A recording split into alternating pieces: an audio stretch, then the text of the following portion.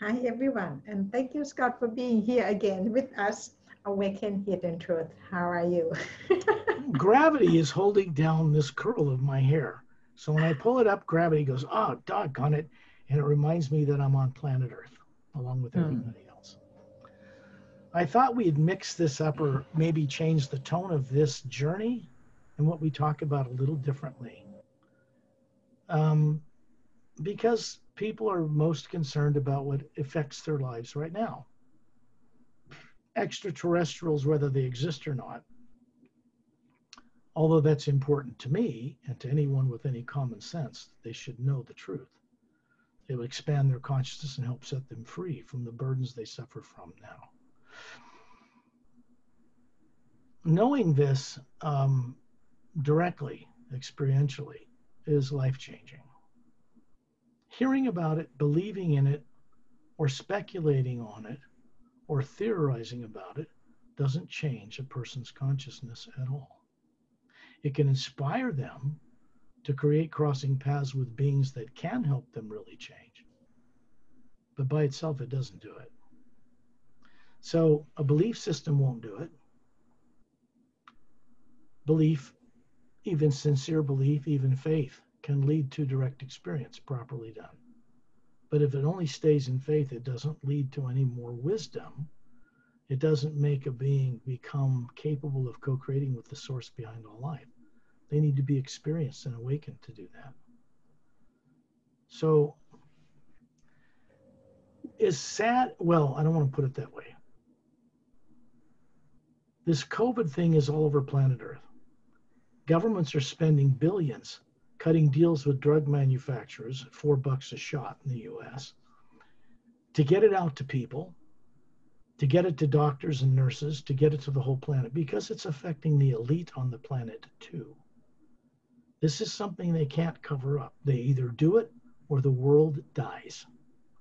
COVID isn't going away on its own because people social distance as good as they can, because a lot of people won't pay attention. They just don't. They'll get somebody encouraging them not to wear masks, and then it all grows and spreads all over again. That's very wrong. So that by itself is not going to take care of this problem. For the first time, governments all over the planet are forced, compelled to work together for the first time to solve this problem, or everybody perishes here. They know that. So they had to come up with things that actually will get rid of this thing within a year, bypassing normal regulations, getting the FDA in the US to approve it ahead of time, because if they don't, no one's going to survive this ultimately. Where it got started, how it got started, isn't even important anymore. Because in a way, and this is more true than any other thing, these kinds of things have sprung up. Ebola, COVID 1 through 19, and all these things, SARS virus, they all come from the same thing. Radioactive elements on the planet released from nuclear bomb tests that mutate microscopic life, and eventually it bites us in the ass and we pay a price for it. We do not escape it. It cannot be escaped. And we have to take responsibility for this and neutralize and correct these problems. Most of this came about because they set off thermonuclear bombs in our own atmosphere just to test them, hundreds of them, before they were banned. The radiation was all over the planet then, through the jet stream. Governments have set themselves up so you can't sue them for damages because that's what they did. You can't sue the Social Security Administration, the US, or governments in this way. So it's like they set themselves up to protect themselves, and I suppose they had to do that, but they're not being responsible for the damage they've caused in their ignorance and greed and lust for power. I mean, it works both sides of the coin. You have to defeat somebody like Hitler. Worlds had to unite for the first time for a common cause. COVID's no different. Now it's about actually curing disease instead of yapping about it and giving people nothing but placating drugs that cure nothing. Because if they keep doing that, they're all going to be dead. Even the people doing that will not survive this. So, in a way, The good part of it is that the governments all over the world are compelled to work together for the first time for the common good. And governments are footing the bill to pay for this. That's the first time ever anything like this has ever happened on this planet. The good side of it, too, is that out of this may come the cure for the common cold and flus with RNA research. The kind of inoculations they are not like the old inoculations where they take a deactivated polio thing and inject it in you, because there's side effects, especially with young kids. They give them too many shots all at once. Their immune systems can't handle it. So it's better to give these kinds of things to kids a week apart or a little staggered so their system can adjust. This is common sense, really. I do know of people personally that this was recommended to them, and their kids went through that and they didn't have suffer damage from those shots when many other parents' kids did. So there's common sense to things. But anyway, no, it's not a fun thing. It's a negative thing, this COVID thing spreading around the world and what it does to people. But it's also making people all over the world, particularly governments, work together for the first time. More so than they ever did collectively in World War II. Because that World War was isolated to certain continents and certain places. It wasn't everywhere. World War II did not take place in South America or North America. World War II took place in, what would you call it, Eastern Russia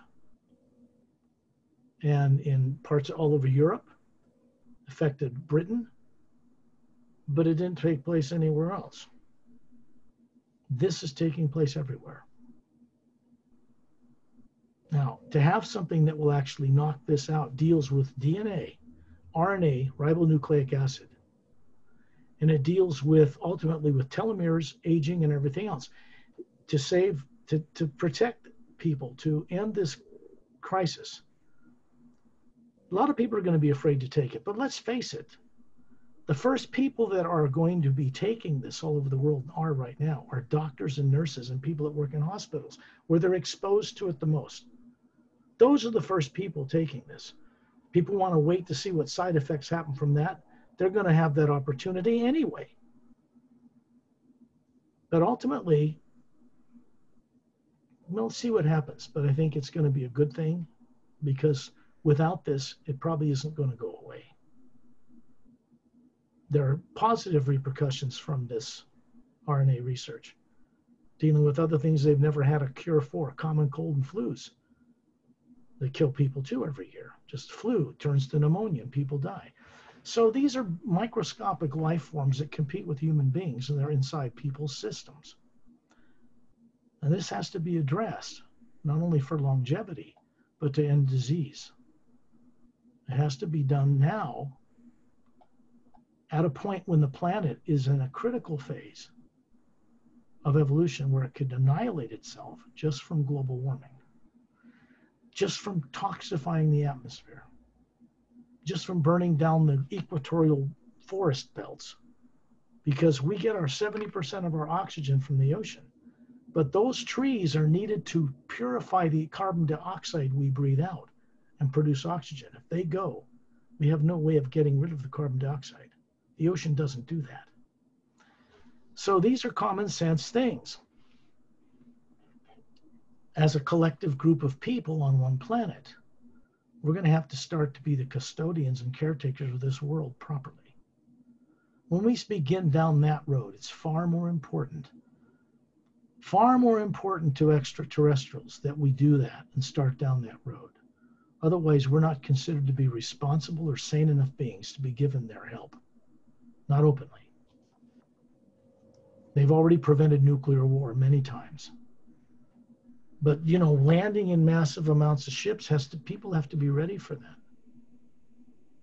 And people from other worlds are not going to come and do that until the conditions are right here, where it can benefit a real change on this planet, which means people's vibration, their awareness has to be significantly elevated from where it is now. There are protocols to the progress of how this is done. The change we're talking about has already happened out there in our galaxy. People on Earth are kept deliberately ignorant of all that. The people that are classified know a little bit of what's changing out there, not much, even if they deal with certain groups from other worlds privately. They still don't know the whole picture out there. And it's changing in a way that cannot be reversed, and it will affect this planet, one way or another. So you see, people on Earth have to grow up, take their place amongst many other races that have this thing called soul running bodies, the Atma, just like we do.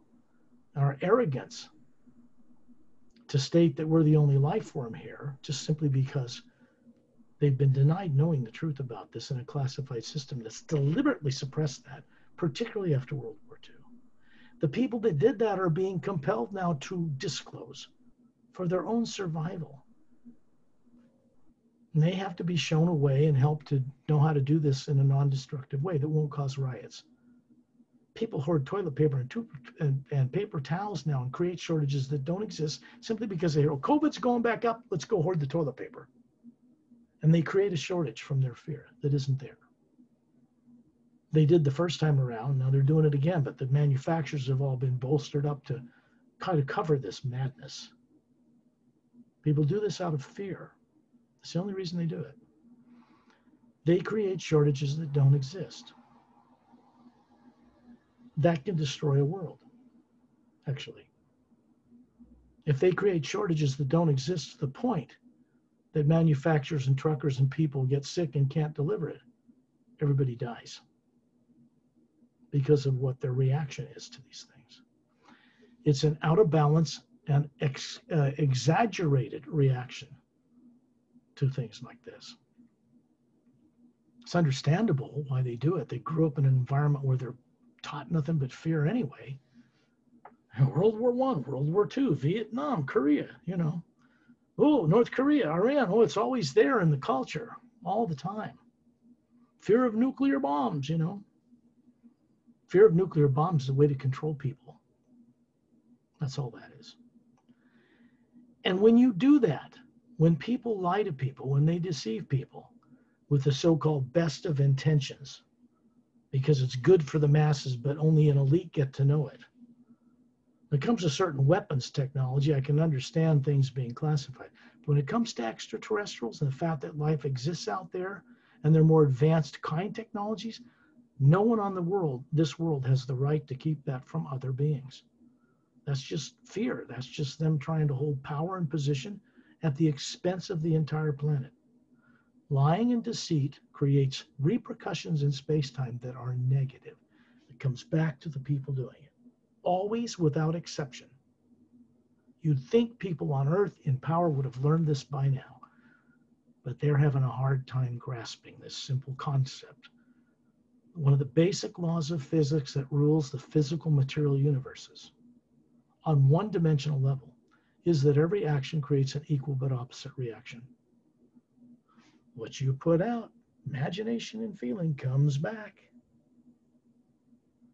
It's part of a training. It's not a really good system, I would say, for training Atmas to step up to bat and become a co-creator with the source behind all life, because there are people in power who don't want people thinking that way. They'd have to stop running governments in a corrupt manner. Money would be done away with because it's a tool that's used to brainwash people to control them. And people on Earth did not invent money systems. It was imported to this world from other worlds long ago in a history that isn't even known in colleges and universities on this planet. The history of Earth, our solar system, the galactic galaxy we live in, other galaxies, other dimensions. What's important is that people begin to work together for the common good of all life on this planet, for space travel, for exploration. Someone who's operating on all thrusters, with all their higher IQ and faculties working and their brain working at 100%. There's very few on Earth that have anything like that going on right now. But if they were, Their telepathic ability and their ability to get out of their body and meet with beings on ships or out of their body would dramatically increase. And their decisions about why they do things on a planetary scale would change dramatically as well, because they would be much wiser people. That kind of wisdom is openly shared by some races among the stars, a great majority of them, but people have to be receptive enough to accept their kind assistance. They're not going to force it on anyone. The one thing they do not tolerate is nuclear war. Fortunately for us, or we would all be dead right now. So we're not alone in the universe.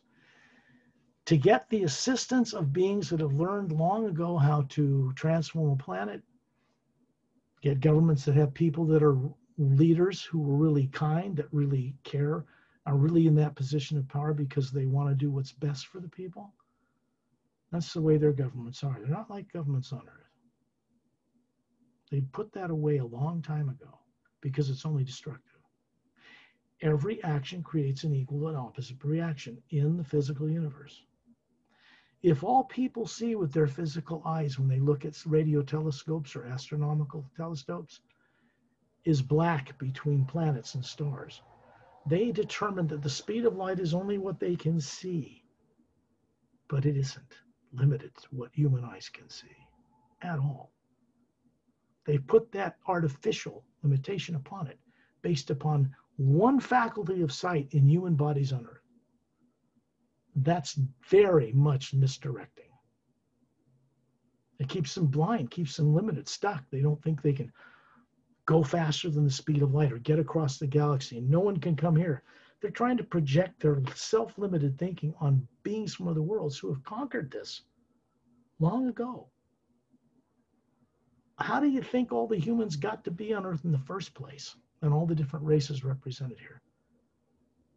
You think there was like a little amoeba in the ocean 60 million years ago before dinosaurs, and it kind of grew up into, got together and got a group of cells, and then they got together and just on their own just got so wise and they decided to grow some fins.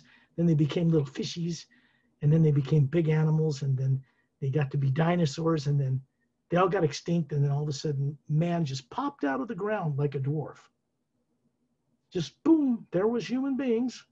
Must have evolved from a fish, just started walking on land, eventually upright, and then, oh, maybe we came from monkeys or Neanderthal or Cro-Magnon. Those are extinct humanoid species. We don't come from them. They've got that all wrong. It's theory. That's all it is. Considering what little they're allowed to know on this planet, it's not surprising that's what they came up with. They're trying to find a missing link. They're trying to force something into a mold that won't fit. Where's the missing bone between humans and Neanderthal and Cro-Magnon? Well, guess what? It's not there. It isn't on Earth. That's theory. Skeletons have been found on this planet 18 to 25 feet tall, fully mature human, much bigger than we are, millions of years old. As soon as they're found, they're classified because that's extraterrestrial related. People do this out of fear. Really, full disclosure of contacts and our workings with humans and other races from the stars needs to become common knowledge all over the planet. People working with weapons technology based on reverse engineering extraterrestrial technology is one thing. And keep that classified. You don't want it falling into the wrong hands or terrorists or, some country that's really evil. The point is that kind of competition would be taken into space. And man, are the people of this world in for a rude awakening. When they attempt to do that, they are, people that are in the highest levels of classification on this planet already know that this solar system is quarantined, but not by their power. To release that truth to people, they would have to give up misdirecting things on this earth. They'd have to tell the truth. Maybe not about everything. A new jet fighter or something, yeah, so what? I don't care what they're developing in that way. That's only destructive. So they're going to keep doing that probably, but if they take a kind edge toward all that all over the world, COVID is a vehicle to get them working together. One thing leads to another. People are going to die every day, not just from COVID, from anything, from everything. Plane crashes, car accidents, cancer, whatever you name it. That's not going to change until this world changes. But it can get people moving in the right direction. And certain kinds of cures for disease have to come out now because it will also poison the elite on this planet in ways they didn't count on. Something mutates from radiation released on this planet. They can't control that. They have to find ways to fix that. What they really should have been doing when the first nuclear bombs were developed is also had an ongoing parallel science to neutralize imbalanced radioactive isotopes they created artificially so that they don't have radioactive properties or aren't harmful. And they haven't done that. And we're paying the price for that right now. It's not going to go away. We can't bury our heads in the sand like an ostrich and pretend it's not there. It'll come up and bite you right in the ass. You can't fight things like this. It's repercussions for what people have done incorrectly with their imagination. Fighting wars and defeating evil and doing all this kind of stuff. The problem wasn't evil was there. It's the fact that they allowed it to grow until they had to fight it. That's the problem.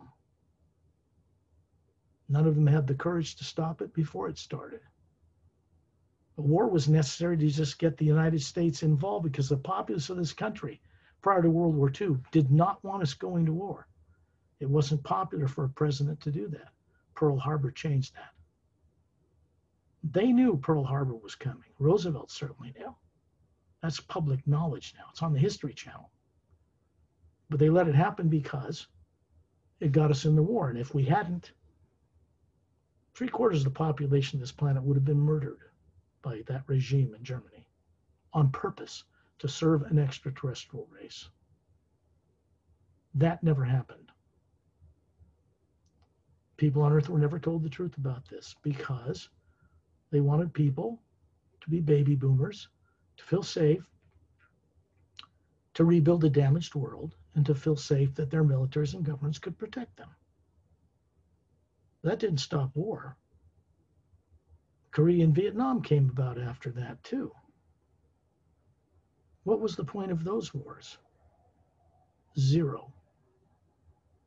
No point at all. All those people died for nothing. So the amount of money and time was spent on all that stuff could have been put into neutralizing radioactive isotopes. So they have a science to neutralize what they work so hard to pervert, to make them imbalanced radioactive and make bomb grade, weapons grade stuff out of it. Uranium, plutonium, that kind of thing. Okay, well, that kind of technology can be done in reverse too. People in other worlds have long known how to do this. They'd share it with us if they haven't already, how to neutralize this stuff. But even if you give somebody the ability to do it, does that mean they will do it to their own stockpiles, to all their missiles pointing at each other? It's a bad habit that they need to break in that way. They're not going to be allowed to use them anyway, so we might as well get on with it. I can say this much about what I know about beings from other worlds and other dimensions. They're not going to work with us openly and invite us to join a greater organization of world systems till we first behave with a little bit of sanity. Governments need to work together. This constant struggle for better weapons to destroy each other needs to be put into those energies which will cure the disease, the pollution in the atmosphere, the radiation in the planet they released, the oceans, the way sewage is treated, the way it's transformed, the way things are done need to be more advanced, and people need to be more genuine with each other. And so they're working off-world to help bring about an unexpected change here. That change is already taking place out there. So if any of us from Earth think we're going to go out there in our little rocket ships and start throwing weapons around out there, man, they are so misdirected. It's just stupid. Because that's not going to be tolerated anyway. Not by the races that are out there. They don't want us coming out there and dumping our garbage on them, our belief systems, And our prejudice and bias and all this fight between major countries on Earth to see who can plant their flag on some other buddy's moon or planet.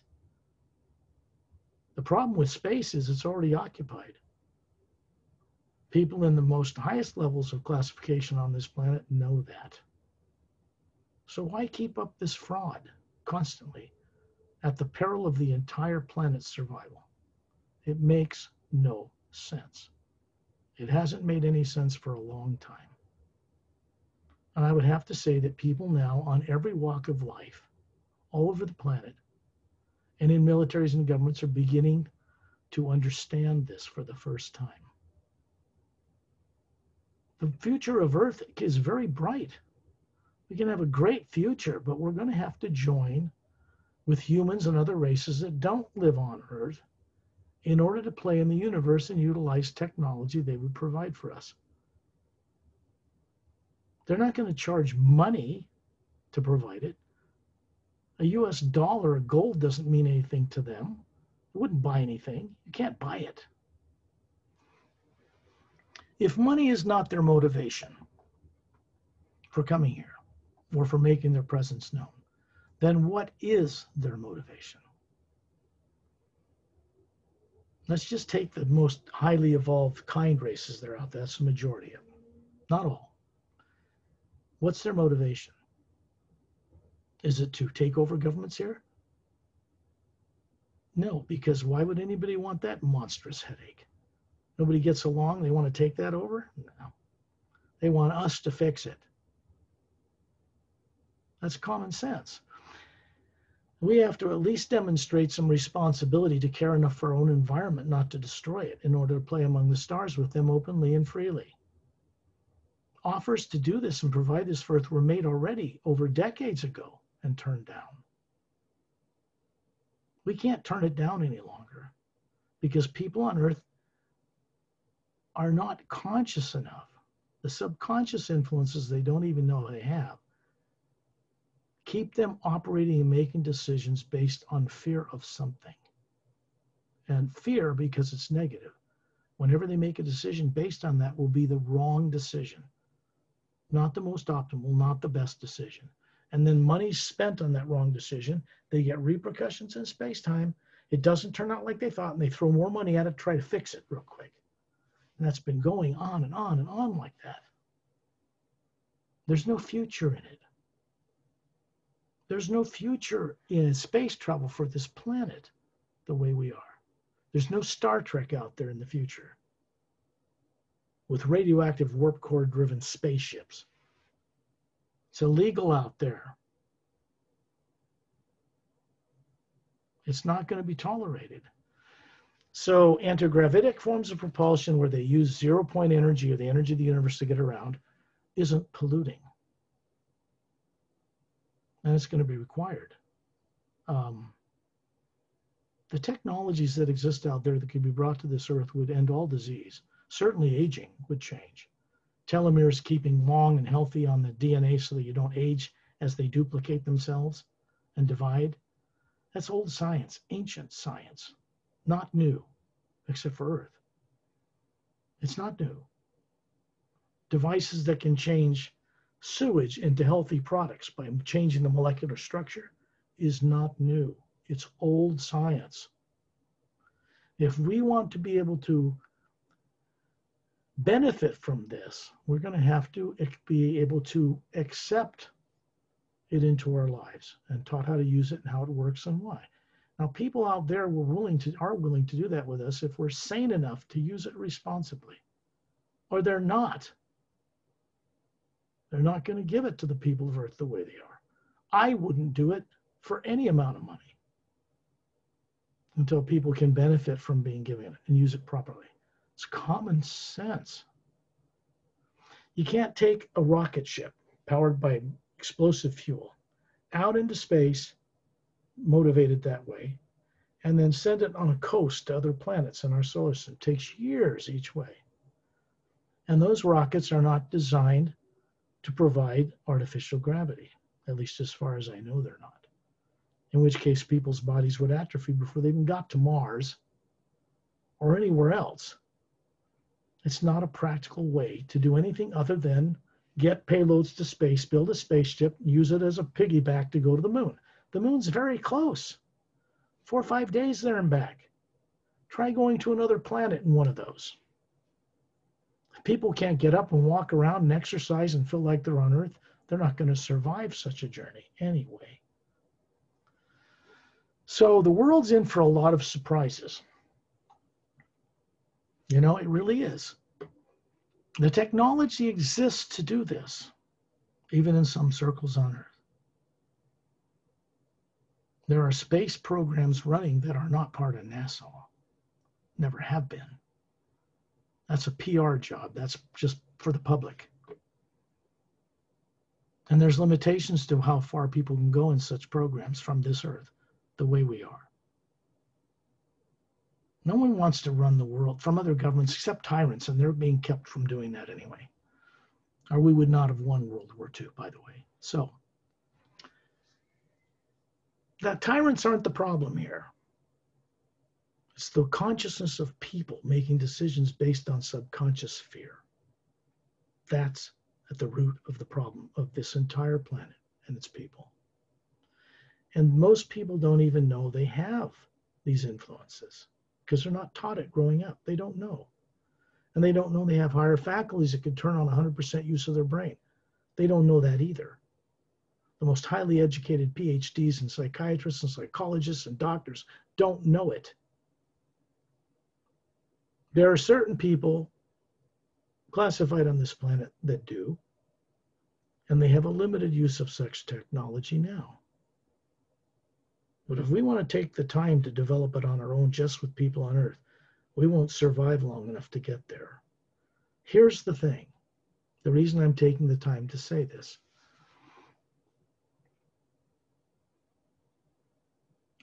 We have never been alone in the universe, and Earth is not the only place that has highly evolved life. When people of Earth are finally allowed to understand this, they're actually ready to understand it, but it has to be disseminated to them in the proper way, a way that will protect the structures and governments of Earth as they are, not kill anybody, not harm anybody, and then with change consciousness, change those structures to actually work properly. And we're going to need the wise assistance and advice of people who are not subject to subconscious drives, that don't live on Earth, to help us know how to do that, because they've done it long time ago, some several 100 million years ago or longer. If tyrants in space were allowed to really run the way people talk about it, we would not even be having this conversation. Most people would be dead, eaten, or something else on this planet. So tyrants have not been allowed to have their way without some kind of policing action, some kind of stopping them in the act at the last minute, that kind of thing. If that had not been done from off-world, people here would have destroyed themselves already. So there is an intervention in this planet to some degree, but it's just one that protects people from elsewhere, because a thermonuclear warhead would harm billions of life forms and life in parallel dimensions people on Earth don't even know exist, and it would harm life in space. Everything is connected in space-time through an energy field that is not made of matter and is not nuclear, that is behind and supporting all the things that float in it, like planets and moons and suns and stars and comets and meteorites and all that stuff. It's floating in this other energy. When a person is out of their body looking at it as the true being, spherical being, Atma, soul, they can see it. And it's a white golden light. It's not black at all. But when they look at a time-lapse photography from Hubble telescope or satellites or ships that get off the world, and you see it composited and printed out for you to look, you look at it on the internet, it looks black to you. That's only because the eyes in a human being can only see a small frequency band.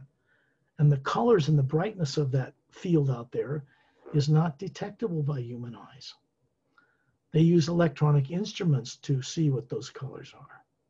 And then you see them beautiful in these images of galaxies, but you don't see what that black area between all those things really looks like. And it's not a void, it's not a vacuum, it's full of life, full of energy. But it isn't nuclear atomic in nature. It's not electrons and protons and atoms. 0 point energy, what's been coined, or toroidal energy, is the energy of the universe. I'm not talking about the energy from a sun or the energy from a planet or a moon. It's what those things float in between them. And that's a conscious living energy. It's not an individual, but it comes from a source. And that source is very many dimensions above the physical universe. It's a multiverse. In quantum physics, it can be proven other dimensions exist, but they don't know how to access them technologically. Doesn't mean they don't. Other races have learned how to do this, at least through the 144 parallel dimensions that exist in just the physical universe alone. In craft, or out of their bodies without the craft, both is preferred. You can go somewhere and see ahead what you're getting into before you take your ships there. Pretty smart, if you ask me. See, to them, that's normal. To people on Earth, that's like way out there fantasy, couldn't even be believed. But that's because their thinking, the brainwashing they've been put through by their fellows, who themselves have been brainwashed, limits it down to thinking and imagining like this. They limit themselves on Earth. And they're afraid to let the rest of the universe in. But that's where what they call God is. Most of what they want to embrace is that whole thing. Nobody on Earth, no matter what they believe, is going to be able to have very much of knowing experience with the source behind all life, thinking it's corralled to this one little planet. It's reciprocal. This omnipresent living energy is a co-creator with us. It responds to what we imagine and feel and think into it, particularly imagination, which is not made up in the brain. It's what the spherical being running the body sees the universe. They sees the multidimensional nature of it, sees what the space looks like for real outside the planet. That is the nature of what we are as beings that sees that, not the brain, not the physical body in one lifetime, not the DNA of a human form on Earth. That's a machine that runs at 98.7 degrees Fahrenheit. The brain, even 100% activated, does not run itself. It sits there and drools and atrophies and dies if the being that's running it doesn't send energy into the pineal gland, the center of the brain, and motivate it. It doesn't run itself. When people on Earth really discover this as a conscious, direct experience, everything will change here forever in wondrous new ways. That's what we're working to achieve. And I'm not talking about me on Earth. I don't have any power as one Atma to change this world. But vast numbers of beings in the physical universe and in higher dimensional realities collectively have the ability to do that. If we were alone in the universe, we'd be dead already. The fact that we're not is very inspiring about the real future destiny of this planet. Because it isn't what people think. Making change and breaking old habits that don't work, countries and people and religions, has to take place in the evolution of a planet sooner or later. And Earth is in a position where it has no more time to waste in this regard to survive. So we want to go into one of these journeys. If you have any questions first, Perry, probably we should deal with them before we go on one of these beyond Yes, Earth journeys. yes, I mean, I just got this question when you were talking about the nuclear bomb that tests in the atmosphere, right? Mm-hmm. So, and all the diseases mutate from that time of period of time. So we most of people on Earth say it's not our responsibility because we were not the one who did that, but the group of. I mean, why should we take responsibility? You know, Well, it's very simple. If they allowed their leaders to do it by putting them in power and remaining their pawns, whose fault is that? The leaders or the collective people on Earth maintaining that kind of an illusion? There's no future the way this world is run out in space. There just isn't one. There's no scenario where we'll be allowed to operate the way we are out there with ships with anti-gravitic propulsion and vast arsenals of weapons. Because the only weapons that ships out there have, and they're far more advanced than anything we have, are defensive. They can neutralize power on tyrant ships without killing anyone.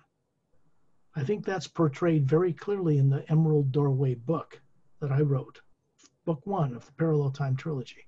And that was 100,000 years ago when they could do that. And other races people don't even know about are involved with their ships to help that happen. It wasn't just in a galactic alliance that could do that back then. The Oceanians were involved, other races. So there is this history of planet Earth that people will need to be made aware of someday. The sooner the better.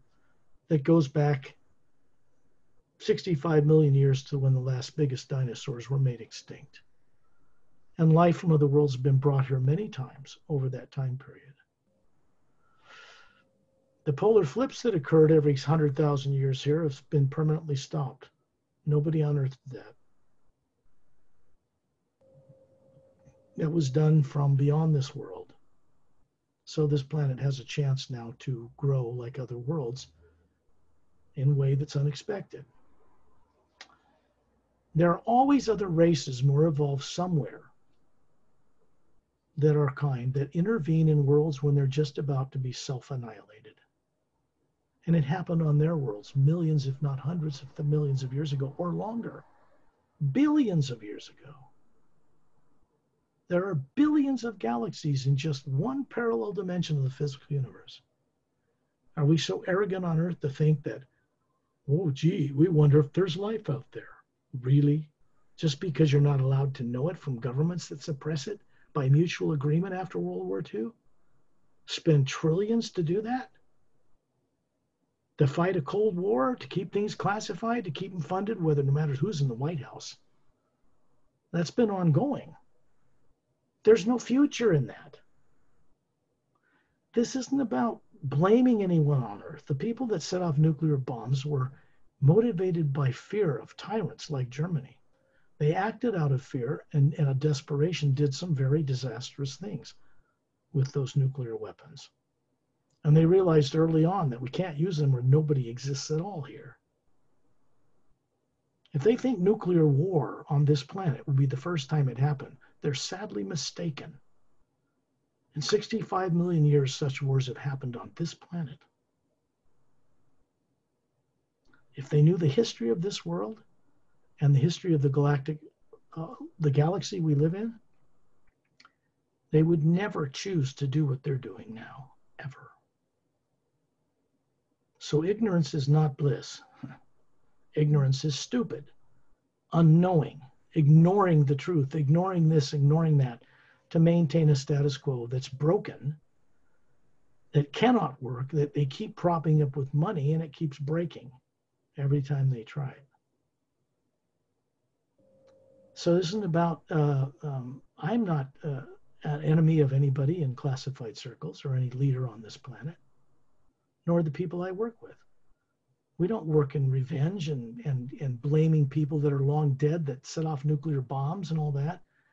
That was just the way the world was. But it doesn't mean it's the way the world has to be from now on. It can't be. Otherwise, what's the point of struggling and having babies and having families and earning money and put it in a bank, and you think it's something you can keep? That it really matters? A few years goes by and you pass away and none of that matters. So what is really important in lives of people on a planet like Earth? Is it money, accumulation, staying ignorant, using a small part of their brain instead of all of it, having disease, electing people who tell you one thing and then cannot do what they say because they get classified and now they know a bigger picture and can't do what they promised? That's the way it is all over the world. Now, if governments were disclosed the truth about extraterrestrial life, good and bad, but mainly the good side, then people on Earth would be prepared to embrace it and step up to a whole new playing ground in the universe. This planet Earth is ready for that. as negative as it is, we're starting to explore space and rocket ships. They'll never be able to go outside this solar system, not with people on them. You can only get them going so fast, and they have to coast for years and years and years just to get to the nearest planet. I think it's 2 years to Mars each way. 4 years. In a tin can? No one's going to survive that. So the craft that go out in space have to be done under a different propulsion. They have to be able to travel faster than the speed of light. You can get around pretty quickly in the solar system at the speed of light, but it still takes a long time to get to Pluto. I don't know how long it takes, but to get around practically and for people to play among the stars with other races, then we have to be able to be respectful of them, and they respect us. And that's the mutual thing. That's what we call divine love. It isn't about some pie in the sky emotion about loving something for your own selfish interests. It's about respecting and knowing about life in the greater supreme being. Let's put it that way. That's how we embrace enlightenment, by coming to the awareness of how big it is. Human beings on Earth don't believe they have the intelligence to comprehend such things because they're thinking in terms of this brain that only has in it what you grew up with from this one lifetime. Doesn't have in it all your other lives as a being, the bodies you've lived on other planets. Doesn't have any of the wisdom, because that's cut off from people before they're made to incarnate on this planet. At least it was that way. That too is changing. So we should go on a journey. The reason I take the time to say these things on this radio show with you is so that other people can cross paths with finding out what's been hidden from them in a safe, in a protected way, in a loving way, in a way that also is meant to reach people in governments and classified areas. There are many good people in all those areas. They're not all bad. They're just misdirected. They're making decisions based on subconscious influences, and those can never be correct. So they need to find a way to turn those subconscious influences off and rise above the body a bit, take a big breath of fresh air and look around the universe, because they're going to find when they do that they can be in telepathic communication with zero-point or toroidal energy, the energy of the universe. Human beings have this capability. The DNA that make up these bodies on Earth is not new. It's very, very, very ancient, billions of years old. These bodies didn't come into this form on this planet even 65 million years ago. They were developed out in the galaxies long ago on other worlds by other scientists, spiritually minded, developing higher DNA bodies so the Atma, the spherical form, the real energy of a being, can run higher faculties of co-creativity through them. The fact that people on Earth have been so suppressed down to where they think they're a body and a brain means they can't get any lower than that. The only way to go from here is up. That's a good thing, because it means a destiny of a human being is to be a conscious, trustworthy co-creator with the source behind all life. That is our purpose and why we exist. I've just answered it. It's the truth. Whether people accept it or not is not my concern. My concern is to make it possible for them to cross paths with such information. And the information, properly distributed, will lead them to having their own direct experience, and then they know. I don't have to convince anybody of anything. They'll know for themselves. All I'm saying is they have the capability to know. They should be kind to themselves and each other. Give themselves the opportunity to jump into a whole new world of consciousness and awareness. Because the beings that are out there, master teachers and the like, are capable of helping people recover this. They're not tyrants. They're not going to force it on anyone. So two things are happening. Vibration of the planet has to be raised. Old habits and ways of doing things have to the way the energy is moving has to compel them to work together. Otherwise, they will not do it. And the world goes up in smoke. That's the end of a planet. Just one planet doesn't kill any of the life anywhere else. And those beings without bodies have to go find more bodies or go somewhere else and try to get it right. I think it'd be better if we could get it right on this planet. It's at that critical point where it can leap into the unknown, into an unexpected changed destiny for this world. Because the source they pray to every day has already changed in new ways to solve this failed experiment of what we call evil by replacing it with something that actually works.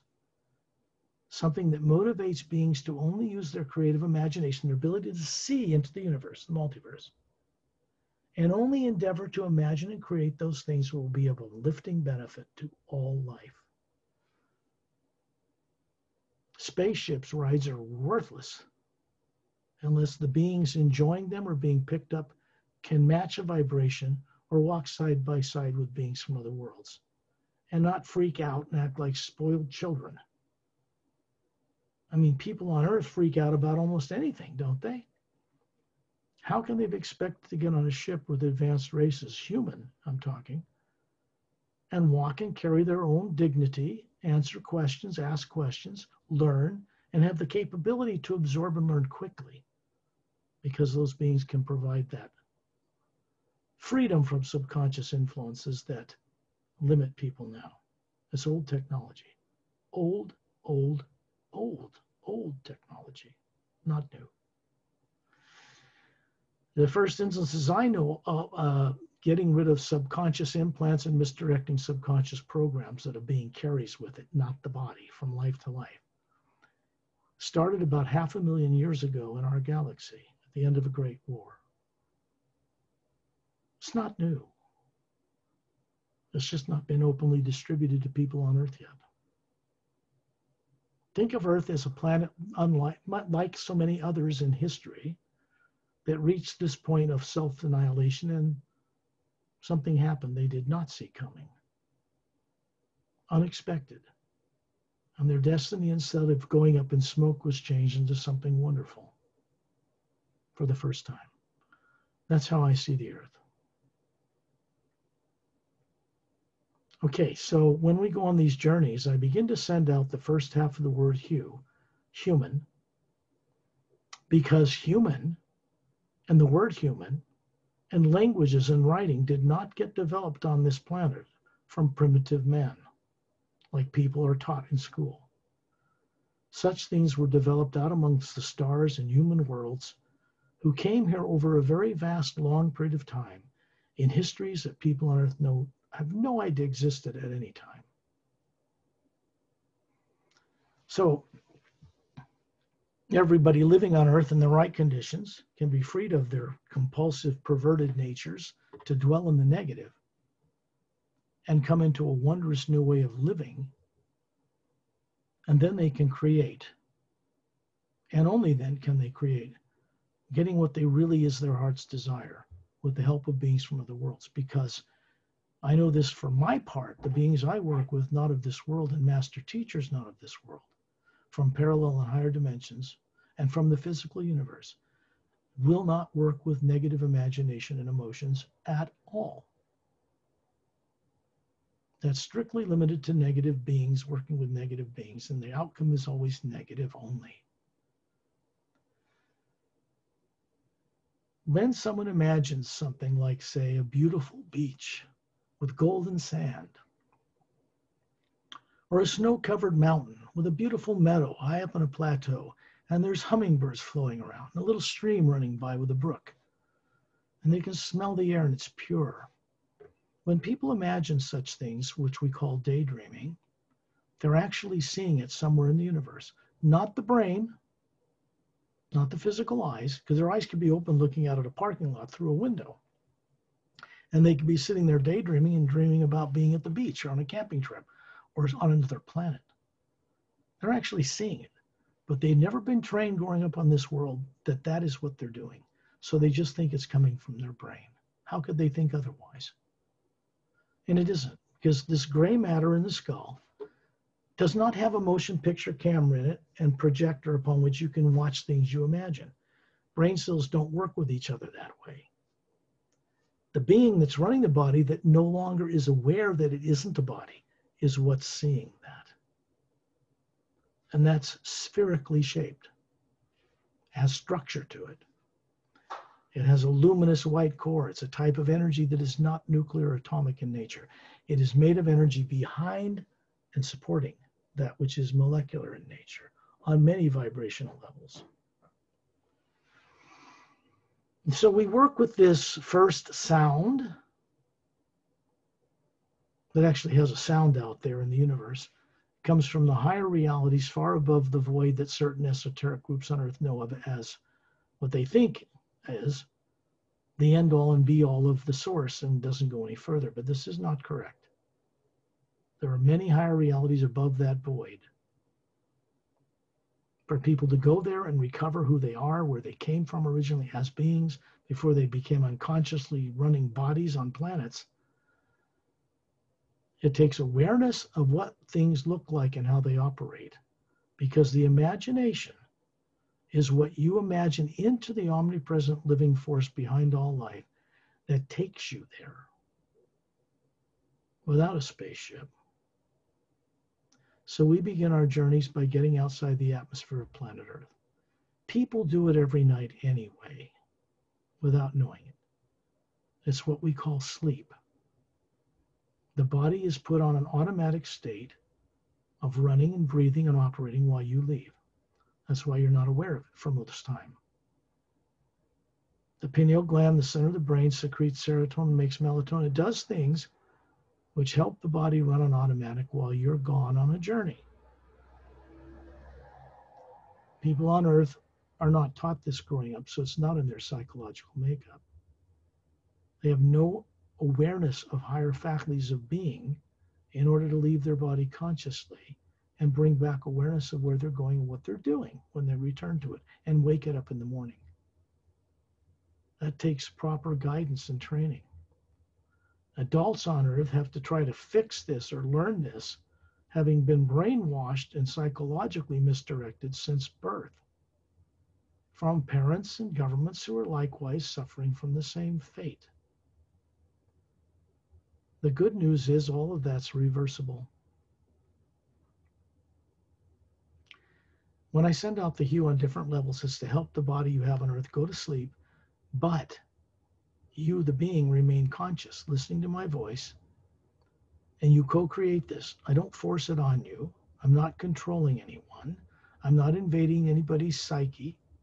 This is a telepathic function, and telepathy is not psychic, even though that may be described this way and clumped in with other things as psychic in a dictionary.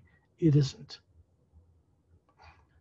It is a pure form of communication between what you really are as an Atma and the source behind all life. Direct.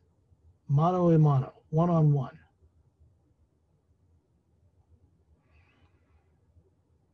This is normal for many beings in our galaxy and other realities to know this. And they get around in these vast craft faster than the speed of light, far faster, easily and without effort, because they know how to work with this toroidal zero-point energy. And you have to respect it in order to work with it, to gain this freedom of movement. There is no such thing as a limit of the speed of light, limiting what craft can do and people. That's just a concept based upon what human eyes on Earth can see. To see infrared and ultraviolet X-rays, you have to look with instruments beyond what human eyes can see. They're taught on Earth that the speed of light took billions of years to get up from other galaxies to us. Sure, if all you're looking at is 286,000 miles per second. But that's not the energy of the universe that's behind light that comes from suns and stars. That's nuclear. Those are ions. Sun rays, radiation from burning nuclear balls of gas. But that's not the energy that is between those stars supporting them.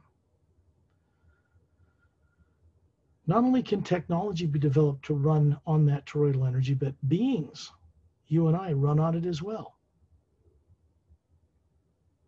So I'll begin these tones now to help you not only put the physical body to sleep, but the astral, causal, mental, and etheric as well. What I mean is, people on Earth are running a life in each of those planes right now simultaneously, and they don't remember this anymore. They're probably afraid to remember it. When fear is dropped, all of that comes back into the awareness of individuals. I'll begin those tones now.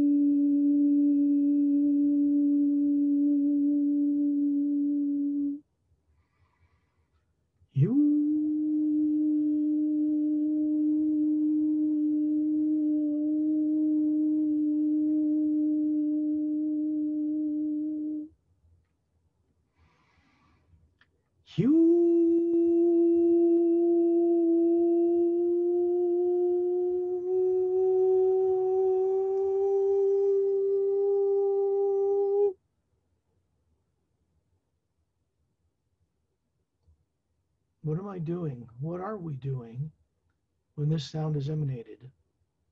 You hear it from vocal cords, but actually sending it out to you telepathically. So you're hearing it as the Atma through the body. But you can also hear it directly with the body not even functioning. The body is sitting down with eyes closed or laying down, peaceful. And I go through these tones. It helps you do what you do every night and put that body to sleep. Except you're aware of my voice. So this is you, the Atma, going on a journey while the body is safely protected back on Earth. And all the negative things in the subconscious that misdirect thought, emotion, and action are for now, during these journeys, shut off. When you close the eyes, no light from the physical world is coming into them, nothing registering on the brain. And when you begin to see and hear things like imagination, when the eyes are shut down, it's because the real you is seeing it. And you're not seeing it in the brain, projected on a screen somewhere. The brain is basically off. You may still hear things. You may hear a truck go by or some noise. But there's two things going on here. There's a body in the trance state called sleep. You put it in every night. And there's you hearing my voice. They are two separate things. Imagine yourself as a radiant, luminous, that's two of the same words, but as a radiant sphere of energy, hovering about near the ceiling, maybe a couple feet across, the diameter of it, looking down on your body, sitting in a chair, lying down. It's just your imagination. You just imagine it. Just like daydreaming. No different. What distorts imagination and perverts it is subconscious negative influences, fear. This is why some people bring back distorted dreams in the morning. Sometimes you bring back wonderful dreams of flying in a body through the air, as free as a bird, and things like this. When that happens, you're simply bringing back the awareness of what you were doing in the astral plane before you came back and woke up the body. The life you're living there is quite different than the one you're living on Earth. And you're responsible for the forms you're running in all those dimensions.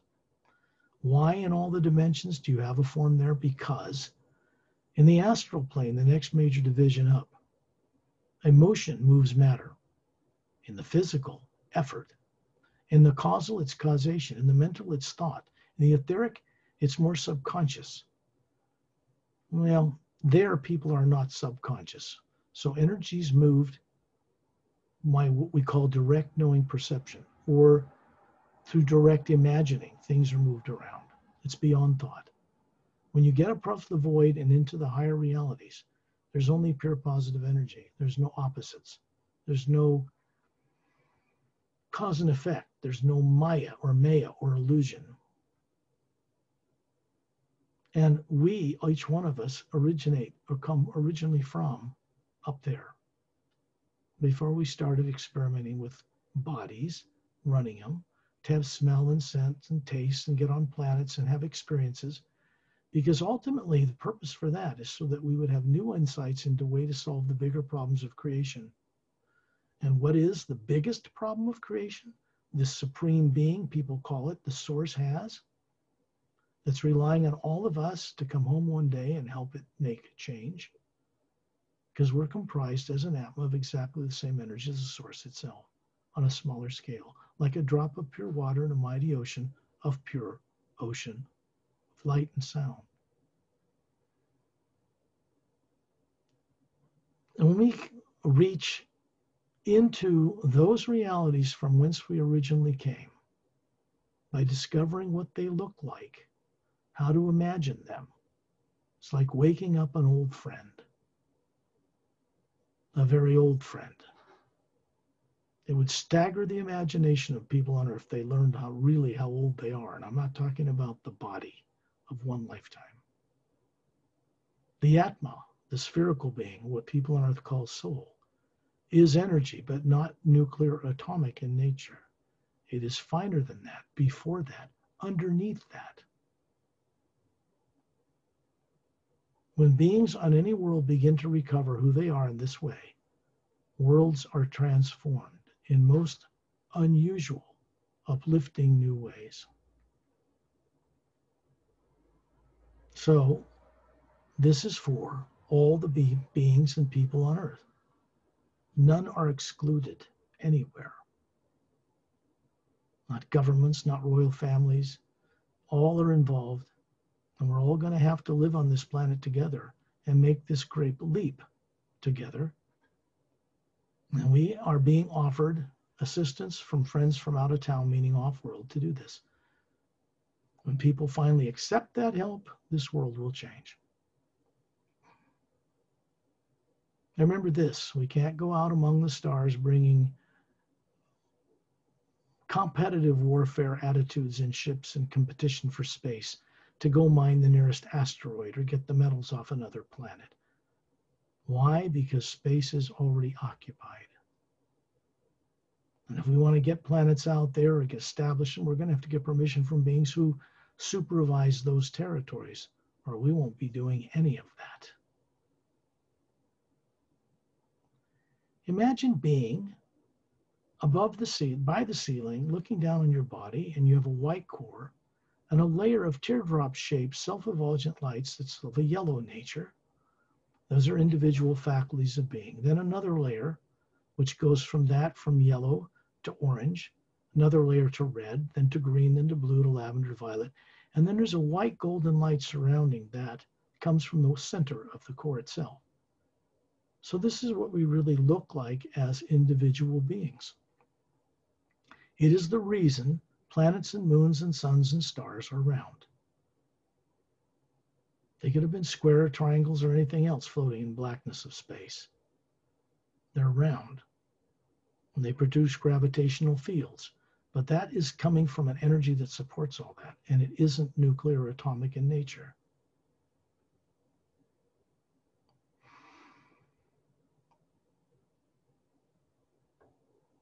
Be in the atmosphere above where you live at 10,000 feet, looking around you, whether it's day or night, doesn't matter, because you, the Atma, illuminates the surrounding and it looks like daylight to you. You can tell it's night, but you can also look up through the clouds and see the stars in the Milky Way galaxy. As an Atma, you can do this.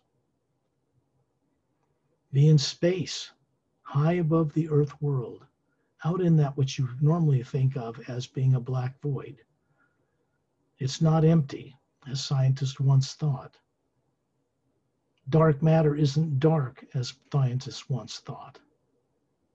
It's a powerful, packed field of energy that's underneath and behind and supporting all things that float or turn in it on their axis. Galaxies and planets and moons, etc.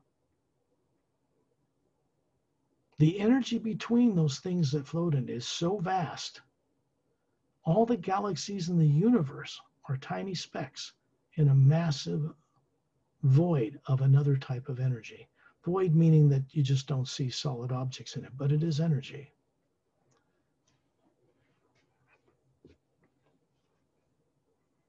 Up in space, you are a spherical being, perfectly fine. Your body back on Earth is in the trance state called sleep, perfectly safe. There's an energy beam of white golden light comes from the white core of your being to the pineal gland, the center of the brain, keeping it around, keeping it safe. There isn't any being or technology can break that link. It isn't a physical link.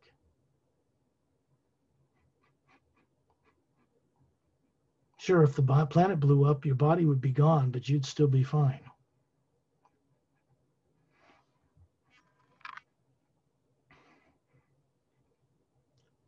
When you look out in space, you can see all of us on this journey in a circle around several other wondrous beings, friends of mine. Certainly they can be friends of yours.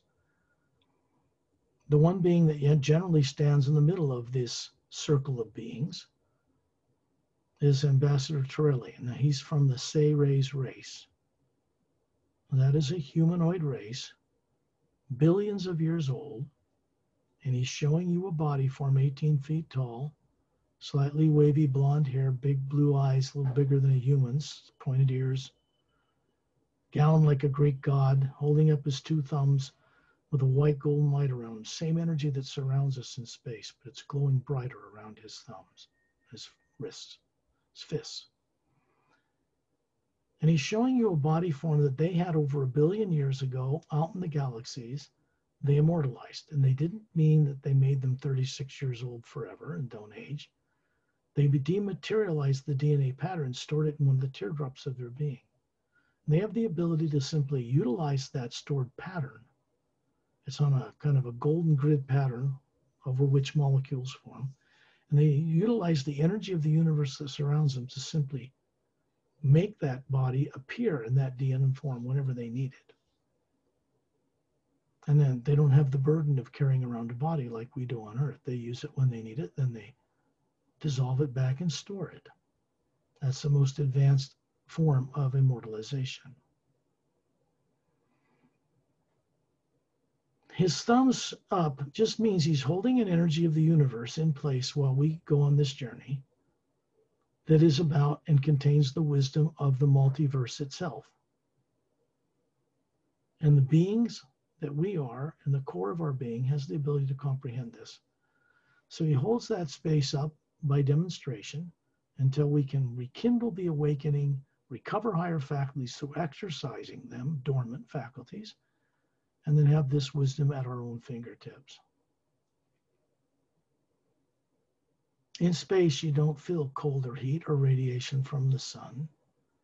When you look, you find that you have a body that looks to be just like you on Earth, but perfect, trim, about 36, male or female, standing in space as if you're breathing, and it is a projection from the white core of the spherical being you really are. This is a perfect form, and it's a way we show each other who's on this journey so we can recognize each other, just like Torellian demonstrated. There are other beings with us on this journey. You're going to see in a circle around Torellian, and I'm moving over to stand beside him, and I have a form that looks to be about 36, perfectly healthy. And behind me is the spherical being I am, the Atma. Tyrrellian has one hovering behind his tall body too, and so do all of you. There's two beings appearing now, standing in the space between Tyrrellian and some of you in a circle further out. And they are a man and a woman, or masculine and feminine. They're showing you the forms they have on a planet stationed on the other side of the Milky Way galaxy. They are about 10 feet tall, the male a little taller. They have silver metallic, like it looks like silver metal, but it's soft, you just know that. And violet eyes, and ivory moonstone colored skin. And as they move a few feet and stop, they move elegantly like swans in water. They have longer necks, longer fingers, longer arms and legs. And they are from a planet that's 4 times bigger than Earth, has no polar ice caps, and 3 moons the size of Earth at different distances with no polar ice caps circling that planet. And they're showing you this. You can see it mocked up right in front of them. You can see this world. It has little dome cities all over these little continents surrounded by little oceans everywhere. These moons that circle this planet have dome cities on them as well. And in the distance, you can see that this planetary system, wherever it is, circles a trinary sun system. What do I mean by that? It means the blue-white giant is the central one, and then further out is a yellow sun like our sun, further out a red dwarf. And these planets circle a trinary sun system. These are beings whose bodies they're showing you have a different type of immortalization done to them. They were genetic master scientists, like the Sayres. The Sayres are much older.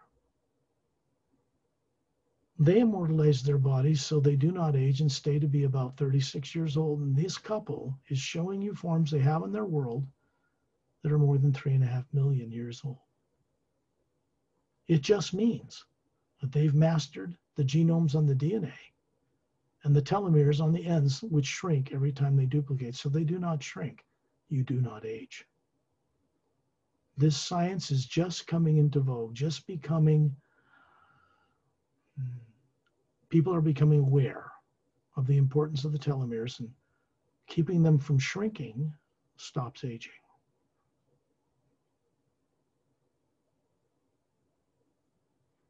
Over to the right of Tyrrellian, and between the outer circle of beings on this journey, is a master teacher named Opellum.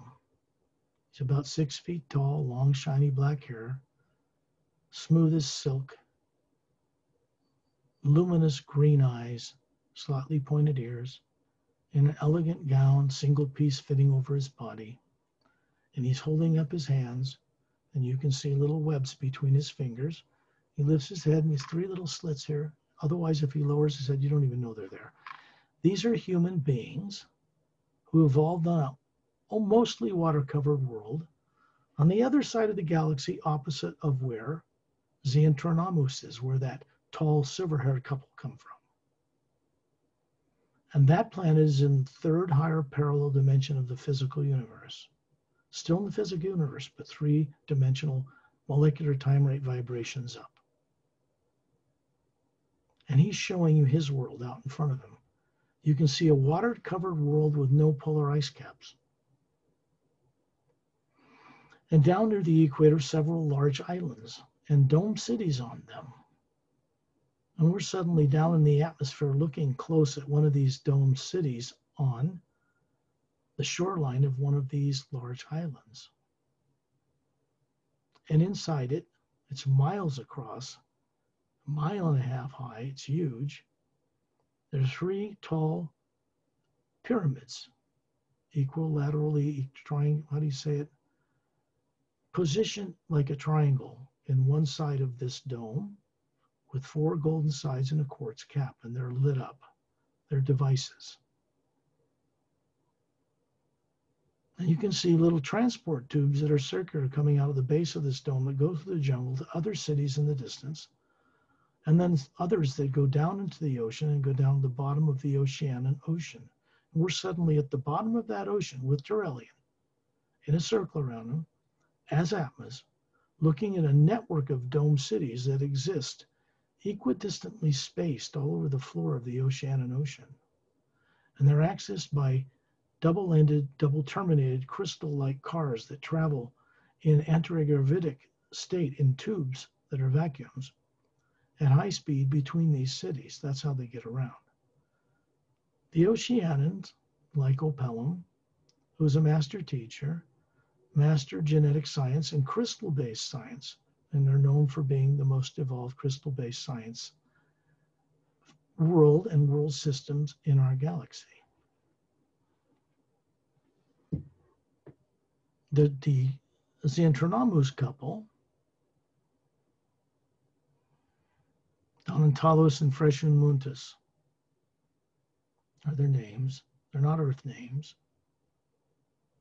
You can find them out for yourself if you want to seek it out and ask them. Any of you on this trip could ask them to teach you. They're master teachers, both of them. This means that they understand who they are as a being. You can see the spherical form hovering above those forms they're showing you. And they teach in the Hue Expansion Ray Academy. And that is a new creation in the upper realities above the void that is designed for beings from the lower dimensions and from up there to work together for the first time to retire the old way of teaching, what we call good and evil, and replace it with a motivation to create with the imagination only that which will be of uplifting benefit to all life, not just on Earth, but all of it out there in the multiverse. Every being running a body on Earth has this potential to recover this awareness. Inevitably, for this planet to survive, they're going to have to. But we are not alone in the universe. Countless billions of beings who are not trapped by subconscious minds are willing to help us when we're ready.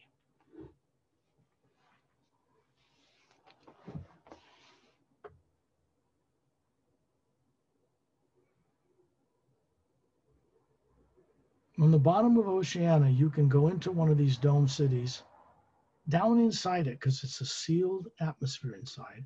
And in the back is it's a half of a semicircular mountain range with little waterfalls down it, put there for the aesthetic pleasure of the people who work and live there. There are little ivory-colored domes and little white pathways winding around the countryside surrounding a blue-green luminous lake.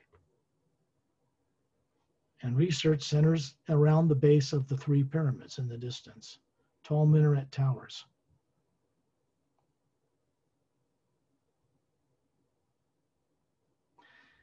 A friend of mine named Etta evolved in volcanic caverns, many miles long and very tall, that were emptied out hundreds of millions of years ago during Oceania's early volcanic stage. And they evolved in self-contained luminous ecosystems with both minerals in the water and in the land that are self-luminous. These creatures walk on all fours or stand upright. They're about 3 feet long from the root of the tail to the tip of their nose. They look kind of like a salamander, but not like them. And one of the beings I want you to meet here is a being named Etta. So we find ourselves walking along a white path in a tropical jungle setting under a huge internal cavern system that's luminous like bright daylight. And he's flying towards us up this path with his tail glowing like crystal opal in bright sunlight. He is a silica-based creature. His DNA is silica-based, not carbon-based like humans. He has a photographic memory. He's telepathic. He has vocal cords. He can talk with you or speak to you consciousness to consciousness. And he's flying 3 feet above the path right up to us, and he stops and stands upright as if he's standing on the ground. and he wiggles his fingers at us. And they have little dexterous fingers and hands and toes, just like a human, strong build, pale green skin, beautiful bulbous blue eyes. When his mouth's closed, he looks like he's amused about something. Now, these drens have manifested the greatest and most wondrous abilities of human beings. They are courageous to a fault. If he befriends you, he would die for you to save your life. And this little dren, non-human, is a master teacher. This means he works in some place where we're going. So we're going to find ourselves in space now, high above the planet Oceana. Water covered, no polar ice caps. It too circles a trinary sun system. There's an element of greater wisdom involved in this, thus no polar ice caps. And when you look up, you can see a vortex. At first, it's like a cobalt blue star flashes into existence in the void of space. We are in the third higher parallel dimension of the physical universe, above the planet Oceana. Trillian's still standing in the middle, the Atma hovering behind his body, just like all of us. And that star widens, and millions of little blue stars begin to open, a clockwise whirling vortex. Looks like blue-green water, but it's luminous, it's not water. And through this donut-shaped opening on the other side, you see a pale blue cobalt atmosphere that brightens greatly. And in the distance, a floating landmass with a white luminous beach around it, huge, floating in this blue luminous atmosphere with 6 snow-covered mountain peaks in the center. Nothing else, no planets, no moons, no suns, no stars. And in the next instant, we find ourselves hovering with Trillian up there, looking down through this donut opening, looking at all of us still hovering around Trillian above the planet Oceana in the physical universe. And then that donut-shaped vortex whirled, closed, and vanished. And we are looking down on 6 mountain peaks. You have this physical form that looks just like you, perfectly healthy, about 36. And out in the distance, when you look into the distance, you can see way out in the distance a white luminous beach surrounding the circumference of this floating landmass in this blue energy field. And you can breathe it in as if you're breathing air. And it moves through the white core of your being and back into the energy that surrounds us. It has a sound to it that sounds like millions of men and women's voices singing the you on multiple levels. Beautiful, hauntingly beautiful melodies until it blends into one round, whole, pulsing tone.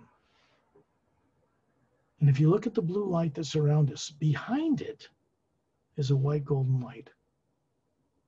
That light is the same light you see out in space between Earth and the moon that you're familiar with, except that's on a lower frequency of the same energy.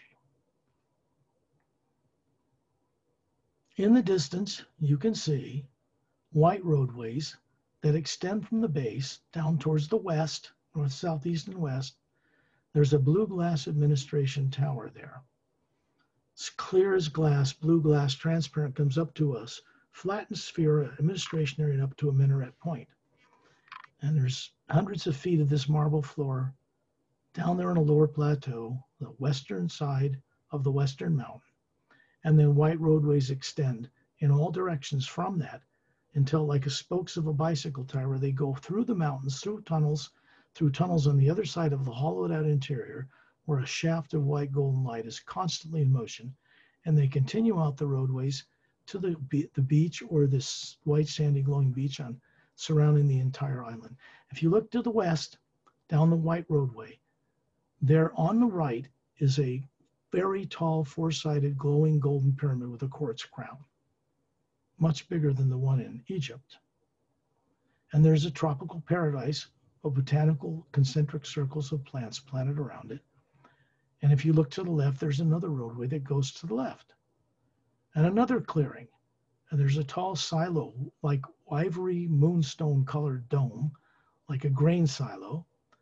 And there is a teaching facility in there. The one on the right, where the pyramid is, if we go inside it, you're going to see these blue glass doors in the side of the pyramid that open into the walls. And Turelian goes in, and then all of us suddenly find ourselves hovering around Turelian, and I'm there by his side. And if you look around, it's bigger than a soccer stadium in here.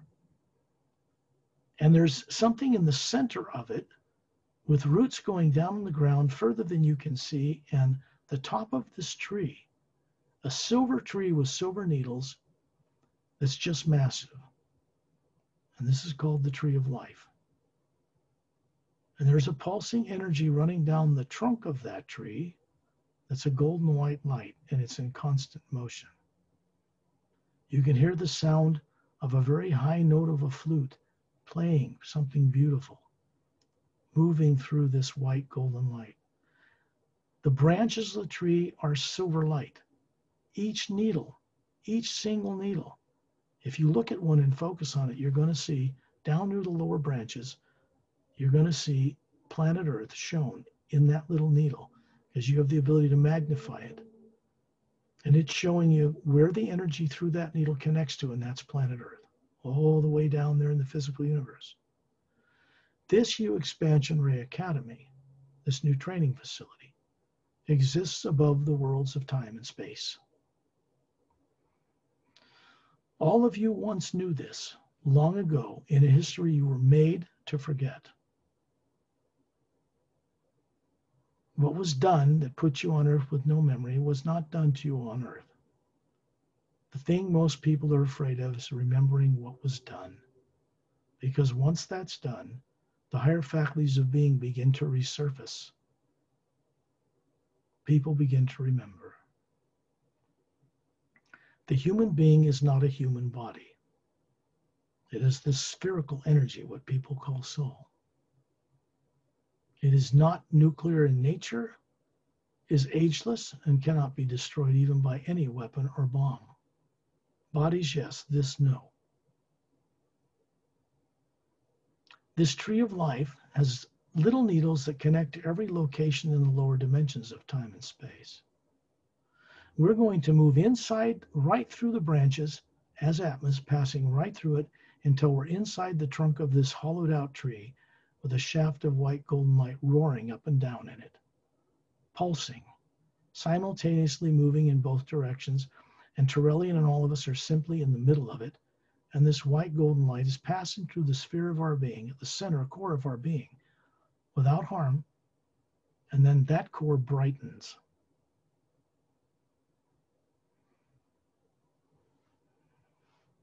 We don't stay here too long. Your body back on Earth needs certain attention. Keep it moving. So you're going to suddenly find yourself hovering around Turelian, outside of Earth's atmosphere, looking at the polar ice caps of the planet you're used to. You can see the barren moon with craters all over it, no atmosphere to speak of. It does not turn on its axis as it moves around the planet. It always shows us the same face. And you see the yellow sun in the distance. You can see the billions of stars of our galaxy all around us, clear as day, even though the light that surrounds everything that floats in it is a white golden light, just like the core of your being. And then you find yourself hovering above your body near the ceiling back on Earth, looking down kindly on that sleeping form, sitting down or lying down.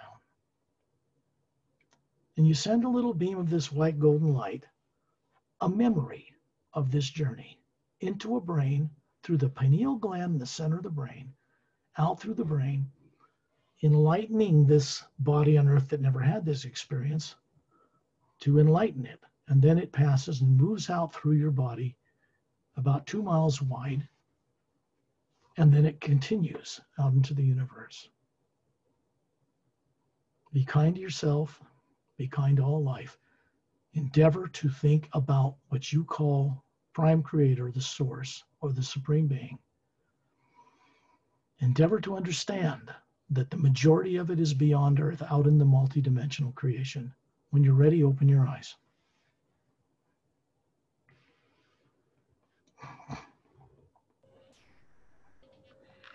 Thank you for the journey, Scott. So we see the tree of life for real now.